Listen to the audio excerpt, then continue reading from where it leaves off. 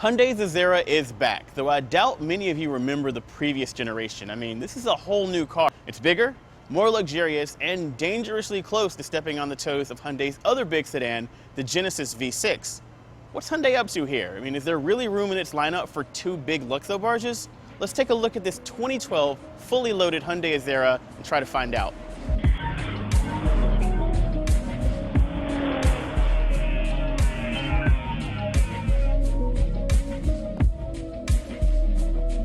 Now the Azera is only a little bit smaller than its bigger sibling, the Genesis, about 3 inches shorter from nose to tail and about 3 inches narrower. I also like how this front headlight kind of joins this bit of chrome trim and runs all the way down the side of the vehicle, almost to the back.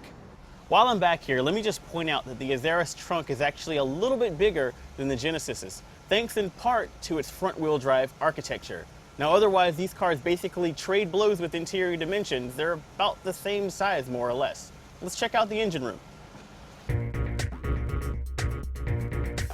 Now, as I mentioned before, the front-wheel drive Azera is a puller, not a pusher like the rear-wheel drive Genesis. The Genesis is also up 40 horsepower and about half a liter of displacement over the Azera's 3.3-liter V6 that outputs 293 horsepower. Now, this is a brand new engine for Hyundai, and it's no slouch in and of itself.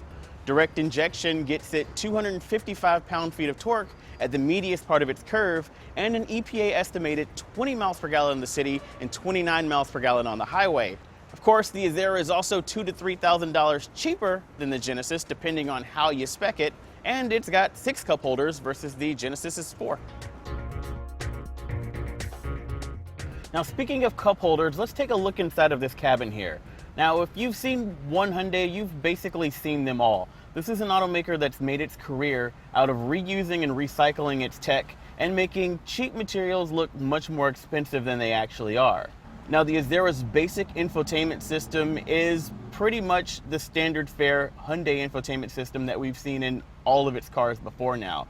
You've got navigation here with traffic. You've got the ability to do Bluetooth hands-free calling and audio streaming. Down here at the bottom, you've got a USB port and an auxiliary input that can be bridged with a $35 cable to form a high-speed iPod connection. Up here at the top, we've got the Onstar, Blue Link button. Blue Link is basically Hyundai's telematics service. You push this button and you can ask Blue Link to get you directions to a destination, the nearest fuel prices.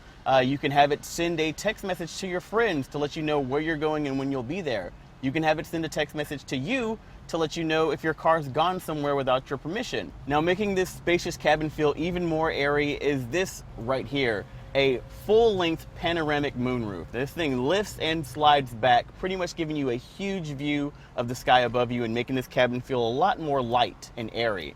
Now, that's part of a $4,000 technology option that you definitely want because, basically, look at it, it's cool.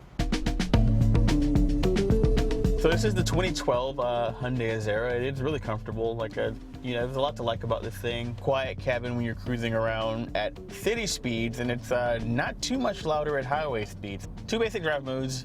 The first is the standard. Pedal travel is what it is. It's pretty much your car at its default state. Now, there's also a second mode called Active Eco.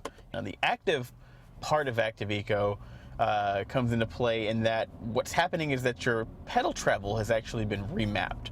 So half throttle isn't exactly half throttle anymore. It's actually a little less. That gives the car sort of an illusion of you having a lighter pedal foot than you actually have.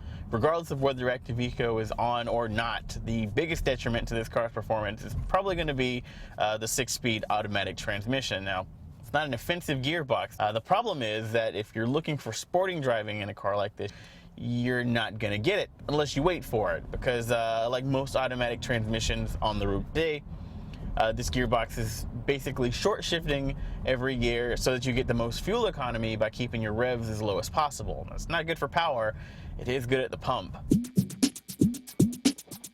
Hyundai makes it easy to spec your 2012 Azera, or difficult if you don't like their all-or-nothing technology option.